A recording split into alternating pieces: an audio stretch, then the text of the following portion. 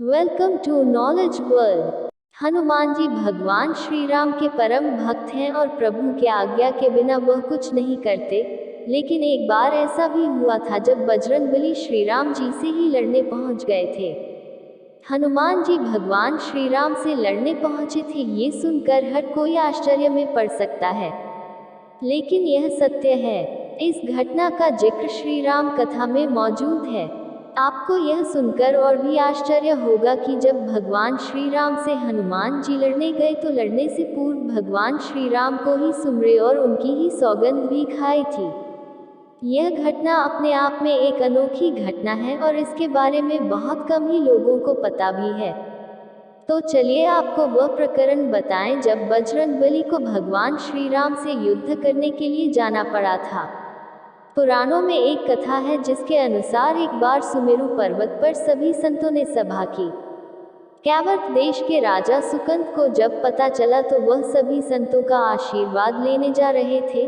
तभी रास्ते में उन्हें देवर्षि नारद मिले। राजा सुकंद ने उन्हें प्रणाम कर उनका आशीर्वाद लिया। इसके बाद नारद जी ने उनसे उनकी यात्रा का प्रयोजन पूछा।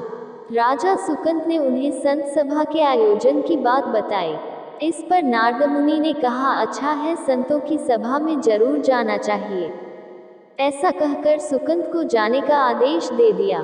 सुकंद जैसे ही सभा में जाने के लिए आगे बढ़े वैसे ही नारद जी ने उन्हें आवाज दी। इसके बाद उन्होंने राजा से कहा कि जिस सभा में आप जा रहे हैं वहां सभी को प्रणाम करिएगा, लेकिन ऋषि विश्वामित्र का अभिवादन बिल्कुल भी मत करिएगा। इस पर सुकंद बहुत ही अचरज में पड़ गए और उनसे पूछा कि क्या ऐसा करना उचित होगा। तब श्री नारद जी ने कहा कि वह भी पहले राजा थे, बाद में संत बने और आप ही राजा हैं। राजा सुकंद ने नारद की बात मान ली और सभा में पहुंचकर उन्होंने वैसा ही किया। सभा के समाप्त होते ही विश्वामित्र श्री राम के पास पहुंचे और अपने साथ सुकंद द्वारा किए गए अपमान की चर्चा की। उन्होंने कहा कि ये संत परंपरा का अपमान है, लेकिन विश्वामित्र जी ने अपमान करने वाले का नाम नहीं लिया। इस पर राम जी ने पूछा, किसने किया आपका अपमान? तब विश्वामित्र जी ने कहा कि ये जानकर आप क्या करेंगे? इस पर श्री राम जी ने कहा कि गुरु जी, आपके चरणों की सौगंध लेकर प्रतिज्ञा करता हूँ कि जिसका सिर आपके चरण में नहीं झुका उसका सिर मैं काट दूंगा। भगवान श्री राम की इस सौगंध का जैसे ही राजा सुकंद को पता चला वह नारद मुनि को ढूंढने लगे, लेकिन नारद मुनि उन्हें मिले तो वह व्याकुल होकर रो पड़े।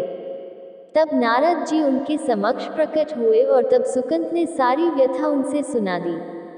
यह सुनते ही नारद जी ने उन्हें माता अंजनी की शरण में जाने की सलाह दी।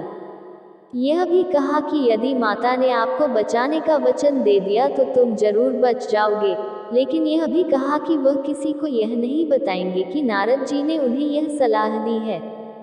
राजा सुकंद तुरंत बजरंगबली के घर के बाहर जाकर रोने लगे और उनके रोने की आवाज सुनकर माता अंजनी बाहर आई तो सुकंद ने कहा, माता मुझे बचा लीजिए, अन्यथा विश्वामित्र जी मुझे मार डालेंगे।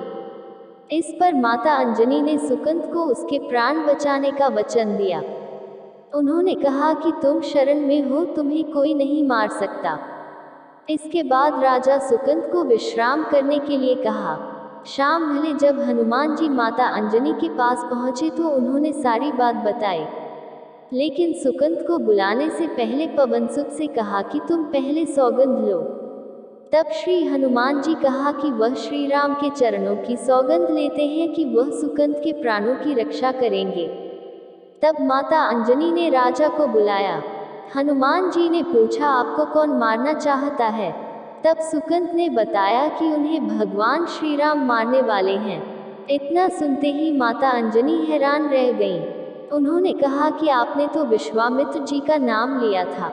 तब राजा ने कहा कि नहीं, वह तो मरवा डालना चाहते हैं, लेकिन मारेंगे तो भगवान श्री राम ही।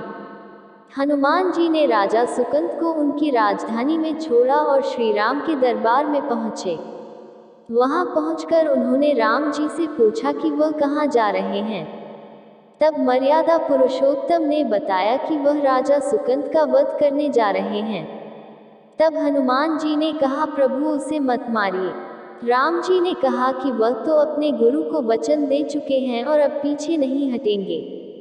हनुमान जी ने कहा, प्रभु मैंने सुकंद के प्राणों की रक्षा के लिए अपने इष्टदेव यानी कि आपकी सौगंध ली है।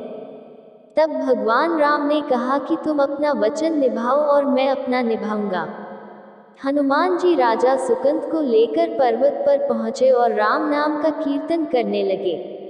उधर राम जी राजा सुकंद को मारने के लिए उनकी राजधानी पहुंचे, लेकिन वह नहीं मिले तो वह उन्हें ढूंढते हुए पर्वत पर पहुंचे।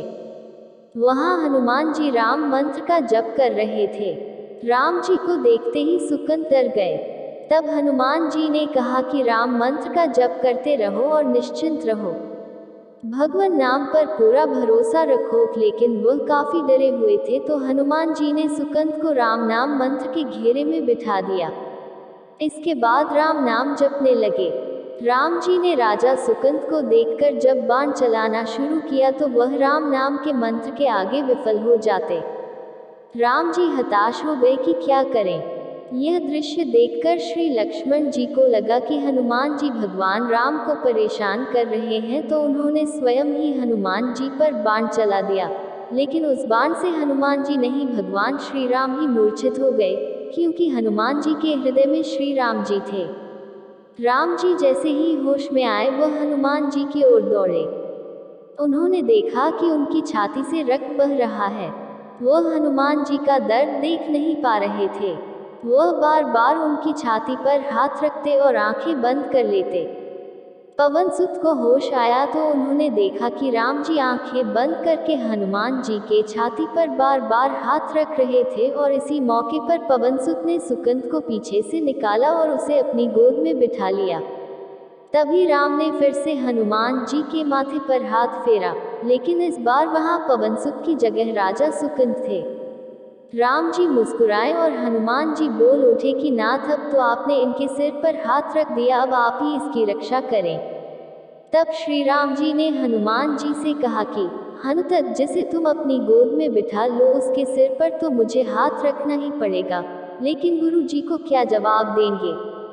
तभी हनुमान जी को विश्वामित्र जी सामने से आते दिखाई पड़े।